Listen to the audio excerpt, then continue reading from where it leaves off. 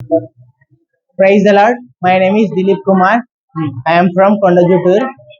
So మా concept ఏంటి అంటే పసుల పాకలో ఏసై జన్మించాడు. అది ఎట్లా జన్మించాడు అంటే ఆ కన్యమరియమ్మ గర్భంతో ఉండి ఆ స్థలం కోసం అక్కడ ఇక్కడ వెతుకుతూ ఉంటే ఎవరింటి దగ్గరికి వెళ్ళినా లేదు లేదు పోని చీపు అని ఎవరు ఇవ్వలేదు.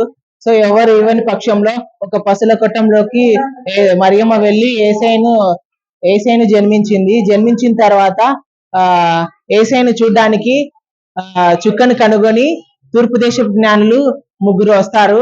తూర్పు దేశపు జ్ఞానులు మొదటి జ్ఞాని బంగారాన్ని తీసుకొని వస్తాడు. ఏసై కంటే విలువైనది ఏదీ లేదు, బట్ కానీ కొంచెం విలువైనది బంగారం ఎందుకు ఇచ్చారు అంటే ఏసయ్య జన్మించిన కొన్ని రోజులలో ఆ దేశంలో ఉన్న ఒక రాజు ఒక ఆజ్ఞ ఇచ్చాడు.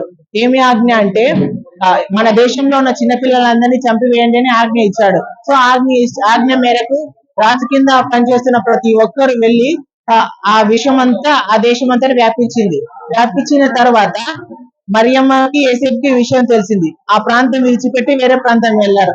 ఆ ప్రాంతంలో కొన్ని రోజులు వాళ్ళు జీవించడం కోసం ఈ జ్ఞానులు ఇచ్చిన బంగారం ఉపయోగపడింది. This is completed. Second one, సాంబ్రాణి ఎందుకు ఇచ్చారంటే సాంబ్రాణి ఆ కాలంలో ధూపంగా వాడేవారు. సో నిప్పులో మనం ఈ సాంబ్రాణి వేస్తే ధూపం లాగా వస్తుంది. ఆ ధూపము పొగల్లాగా వచ్చి సువాసన పరిమళంగా ఉంటుంది. ఆ పొగ అనేది ఏసై దగ్గరికి వెళ్ళి స్తుతి ఆరాధన లాగా ఆయనకు వెళ్తుంది.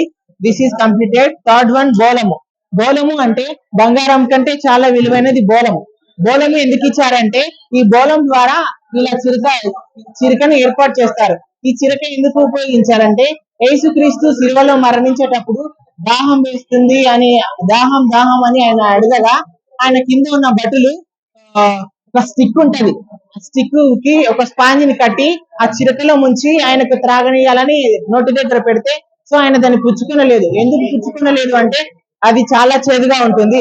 సెకండ్ వన్, దీని గురించి బోలము ఎందుకు ఉపయోగపడుతుంది అంటే ఇది ఒక మత్తు మందులా కూడా ఉపయోగపడుతుంది. థర్డ్ వన్, ఈ బోలాన్ని మనిషి చనిపోయిన తర్వాత ఒక 2 days 3 days అదే శరీరము పాడవకుండా కుళ్ళిపోకుండా దీన్ని ఉపయోగిస్తారు.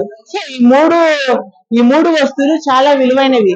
యేసును తూర్పు దేశపు జ్ఞానులు ఒక గొప్ప రాజుగా ఆయనను ఎన్నుకొని ఈ 3 వస్తువులు ఆయనకు బహుమతిగా ఇచ్చారు.